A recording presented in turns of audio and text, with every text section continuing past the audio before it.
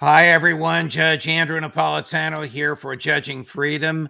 Today is Monday, July 8, 2024. Larry Johnson will be here in just a moment on how dire is the Ukraine military situation as we speak. But first, this. You all know that I am a paid spokesperson for Lear Capital, but I'm also a customer, a very satisfied customer. About a year ago, I bought gold, and it's now increased in value 23%. So $100 invested in gold a year ago is now worth $123. If you have $100 in the bank, it still shows $100, but $100 in the bank is now worth 24% less. Inflation has reduced all of your savings, all of your buying power, and mine, by 24%. And gold is largely immune from that. If you want to learn how gold will soon hit $3,200 an ounce, call Lear Capital, 800-511-4620, or go to LearJudgeSnap.com. Get your free gold report. Same experts who predicted the 23% rise that I've enjoyed have predicted this $3,200 an ounce gold. Learn about how to transfer this to an IRA. Protect your savings. 800-511-4620, LearJudgeSnap.com. Tell them the judge sent you. Larry Johnson, welcome here, my dear friend. I have a lot of questions to ask you about Ukraine, particularly in light of a recent piece that you published arguing that the West is grasping at straws. But before we do, some breaking news from The Lancet, the British medical journal, which says that the dead in Gaza, you ready for this number if you haven't seen it? 186,000.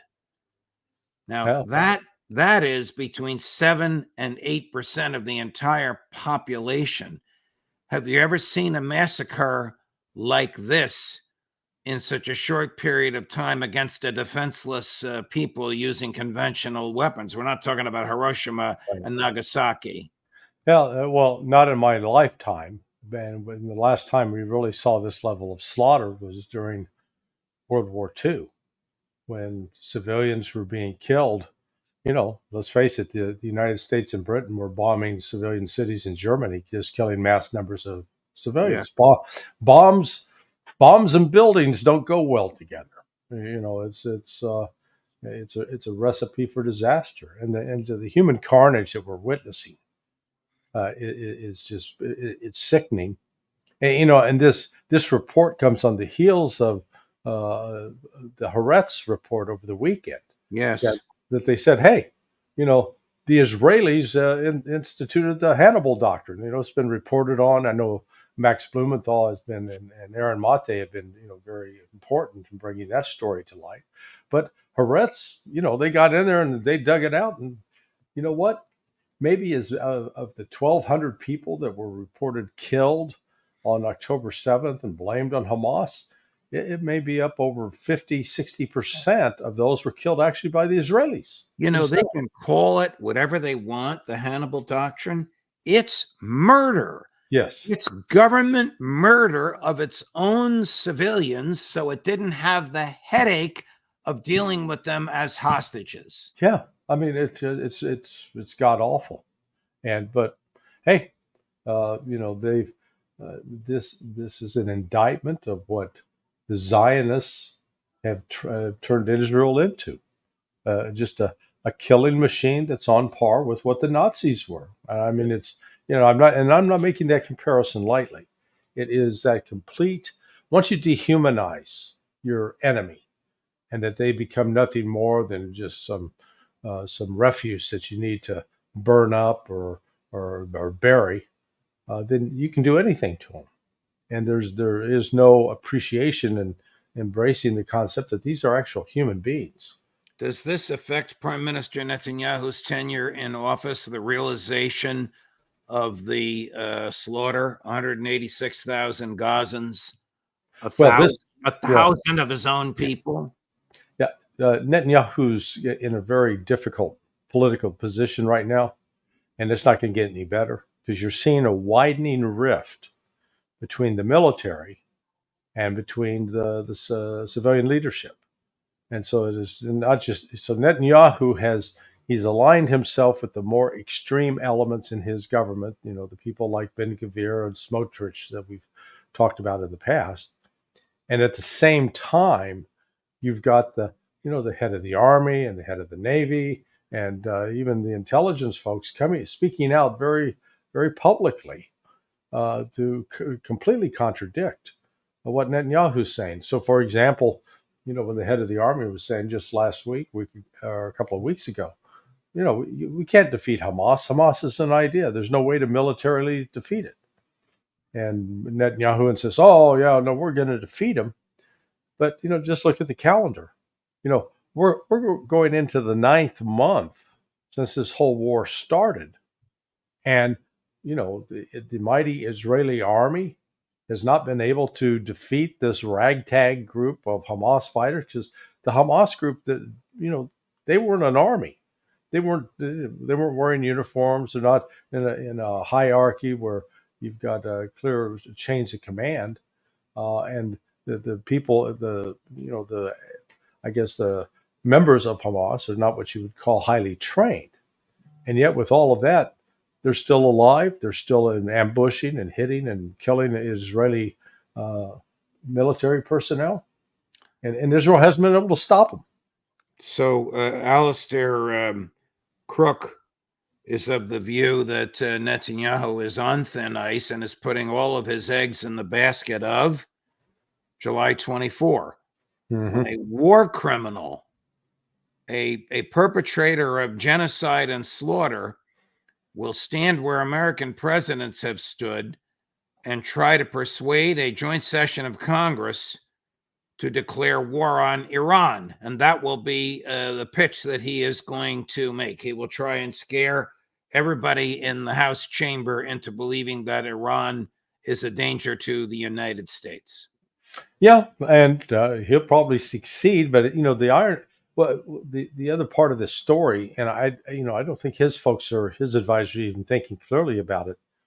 Inserting yourself into the American political process and activities at this time, when the growing voices calling for the removal of Joe Biden, that's only going to increase over the next couple of weeks. Right. And divisions that exist now, open divisions within the Democrat Party, and with prominent Jewish members or supporters of the Democrat Party, people like Ari Berman, that his father, I guess, had ties back to the Irgun, so terrorist group in Israel. When they're coming out talking about getting rid of Joe Biden, it's not exactly going to be helpful for Netanyahu to be seen standing there arm in arm with Joe Biden. In fact, it'll be interesting to see if Netanyahu tries to avoid him, stay away from him. Very interesting.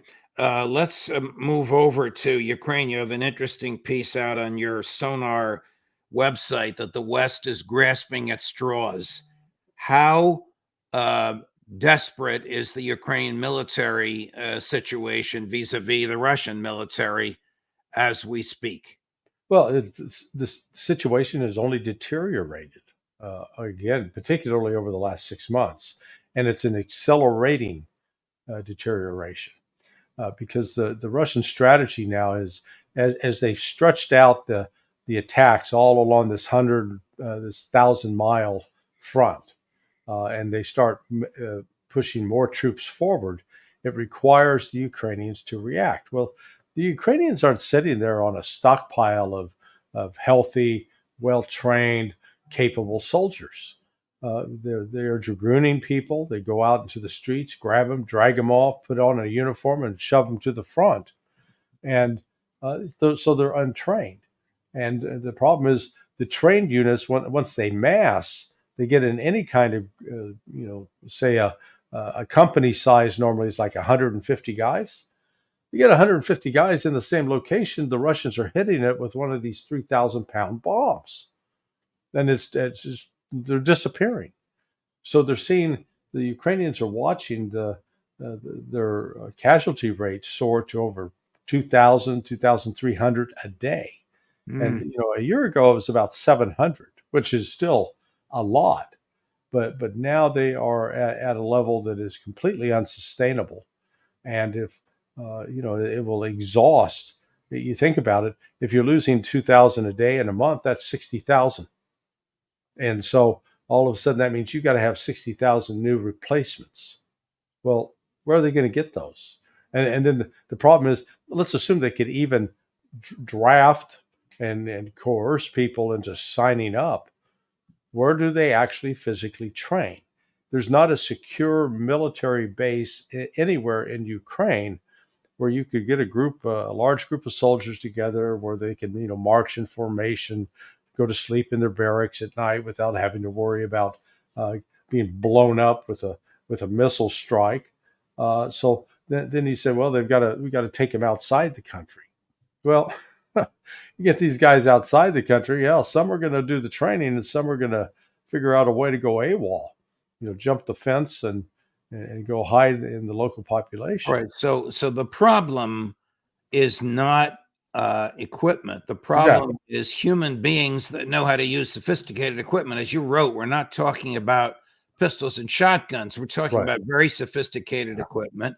They don't have the manpower to operate the pistols and shotguns, much less the manpower to operate the sophisticated American equipment. So when President Zelensky says all we need are tools and desire, I'm quoting him, tools and desire, he's woefully understating the case, is he not?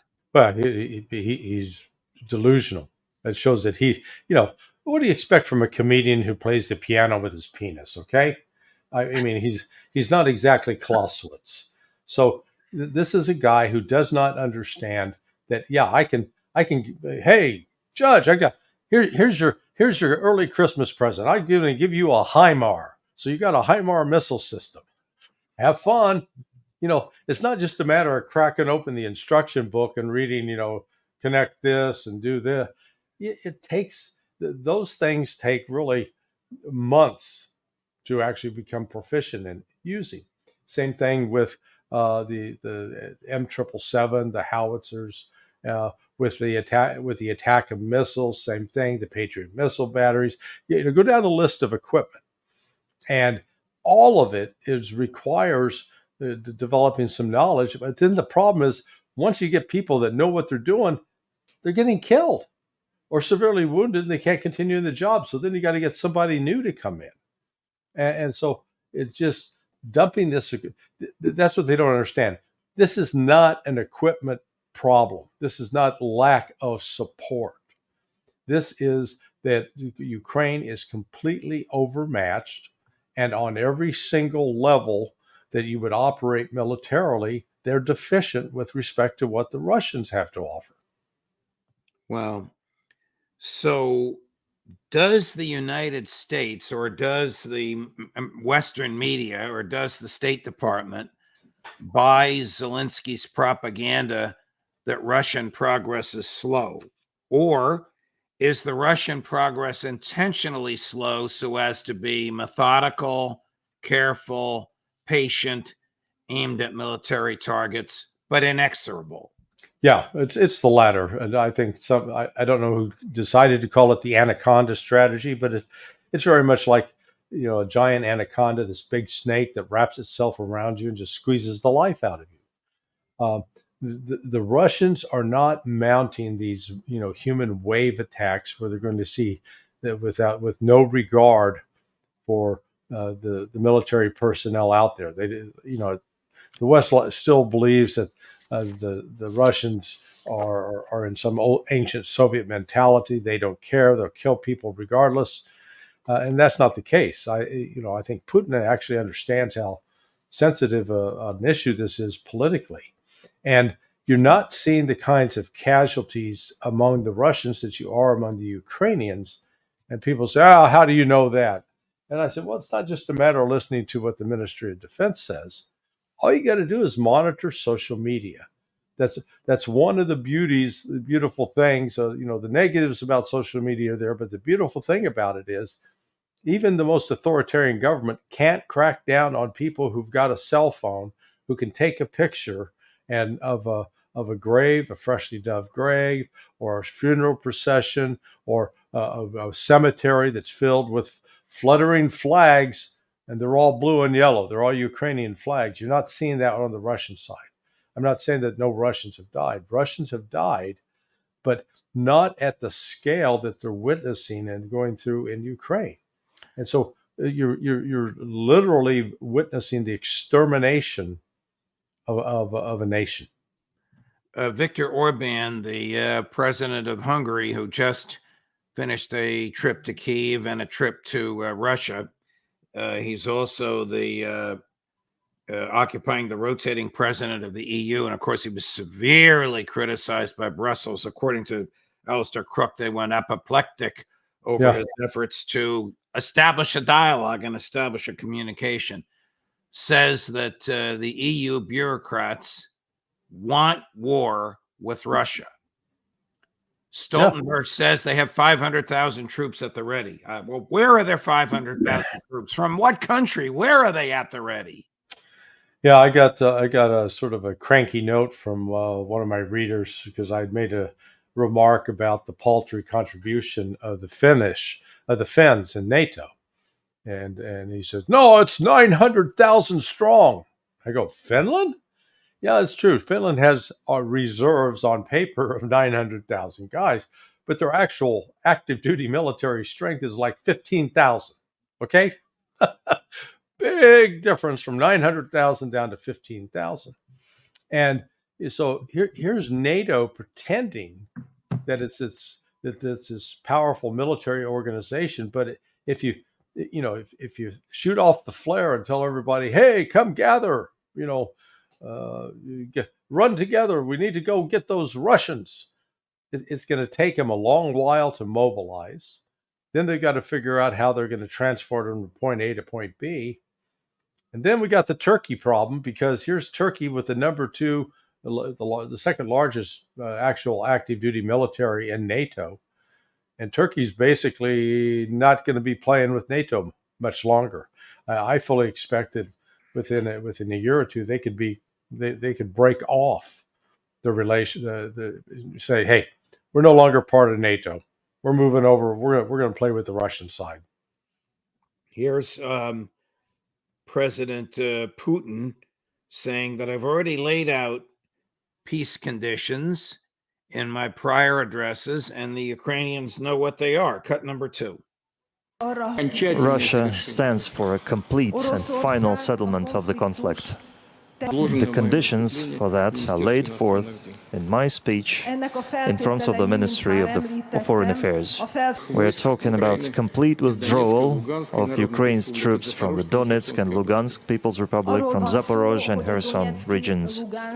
There are other conditions as well, but they're all matters for detailed consideration during possible joint work. Is it fanciful to talk about negotiation? Is it not more realistic that there'll be no Ukraine military left and the government will collapse, and whoever comes in next will have the good sense to wave a white flag? Well, it's not a negotiation in the sense that each side has some leverage, and so that there will have to be some compromise. I think this will be more along the lines of an unconditional surrender. That's where Russia's headed. But, what the West needs to understand is the Donbass. When I was in Moscow in February, there's a sort of a National Historical Museum right on Red Square. And they've got one section that's entirely devoted to what they call Novorossiya, the new Russia. And they go back and trend, and it's really looking at the role of what we now call Ukraine as part of Russia, because you remember Kiev was the birthplace of Christianity in Russia. It was the original sort of capital of Russia, and there is a poster from 1927 of the Donbass, and it says Donbass Serce Rossiya, Donbass, the heart of Russia. And what it was at that time, they were talking about that the Donbass, in part because of its both industrial capability and its agricultural capability, but it was seen literally back then as a critical component of Russia's identity. So these people that believe that this is some recent obsession on the part of Putin about the Donbass simply don't understand the history there, and it's one that Russia's not going to let go of it. And when Putin laid out the terms, say, hey, if you want to put an end to this, pull your troops out of Kherson, pull them out of Zaporizhia, pull them all out of the Donbass. Then we'll talk about how to bring this conflict to an end. But that discussion is going to entail Ukraine, are going to stop having annual military exercises with the United States and with NATO. That's going to stop. You're going to stop building up your military so that you can come and attack us at some future date. We're not going to allow that. And, what's Ukraine going to say? Oh, we're going to hold our breath till we turn blue? Right. On his way back to Hungary, President Orban made some very candid comments about President Putin on the plane. Yeah. Very favorable, but very candid. This is fascinating. Cut number 5. He is more than 100% a rational person.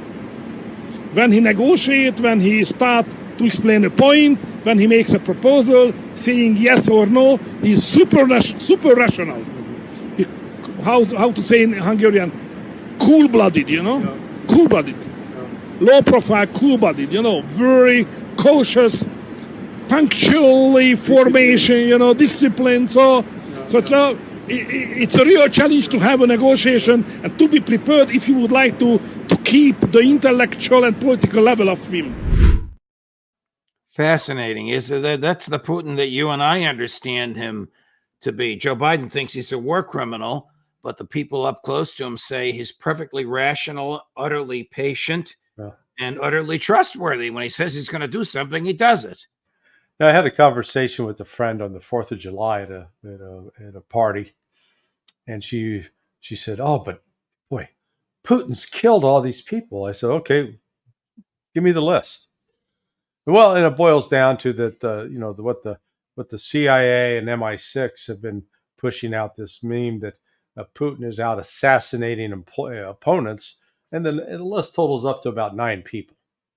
And I said, so you're telling me that these alleged 9 people that Putin's killed, that's far worse than the over 400,000 Iraqis that died on the orders of George W. Bush when he started the war in Iraq in 2003. She goes, well, I just don't like Putin. So, that's what it comes down to. Yeah. She doesn't like him because she's influenced by the mainstream media, which is influenced by CIA and MI6. Switching gears before we finish, Larry, the New York Times reported on the front page, top of the fold yesterday, that U.S. soldiers of fortune fighting as military units in Ukraine have been executing Russian prisoners of war. Is that credible? I mean, it would be murder. It would be murder, would it not? Well, absolutely. Look, there's videos of it. And those were coming out, 2 years ago, and certainly during last year. So yeah, look, this New York Times article. This is what's important for your listeners and viewers to understand. That article doesn't appear because some reporter woke up one morning and goes, hey, I haven't had anything to write about. Maybe let's look into this as a possibility about maybe the Ukrainians are being bad to Russian soldiers. And he goes to his editor, hey, can I do this? And the editor goes, gee, I hadn't thought about that. Yeah, let's do that. No, look, this is part of a meme transformation. So the media, the legacy media, is now starting to prepare the minds of the American public, the readers of the New York Times, that there's going to be a shift in U.S. policy. So we've gone from glorifying the Ukrainians, that everything, they walk on water, they can leap buildings in a single bound, they're like super Ukrainians, and the Russians are super evil. Now we're actually starting to report the correct story. And we're starting to see even some backtracking on Bucha, where initially it was claimed that the Russians were massacring all these civilians. So this is starting to prepare the minds, because a policy change is coming, and Ukraine, I don't know when, whether it will be September, whether it will be November after the election, but they're going to get jettisoned. So the U.S. support, hey, we got your back. We're with you to the bitter end. They're going to go, guess what? The bitter end has come. But the point of the Times article is that Americans have been complicit in the execution of Russian POWs. So A, to what end? And B, will they be prosecuted? And C, I guess the Ukrainians are looking the other way when this happens. Well, they're not looking the other way because they fully embrace what they're doing. I doubt that they will be prosecuted. They probably should be. But what you're looking at here are these mercenaries. Most of these guys are, a lot of them are former enlisted in the U.S. military. And you know what? In the military, there's a reason you have a chain of command, because it's incumbent upon the officers who lead to, in the heat of battle, people can get emotional and they can get out of control. And you can get some young soldiers who do some very, very stupid stuff because they're reacting emotionally.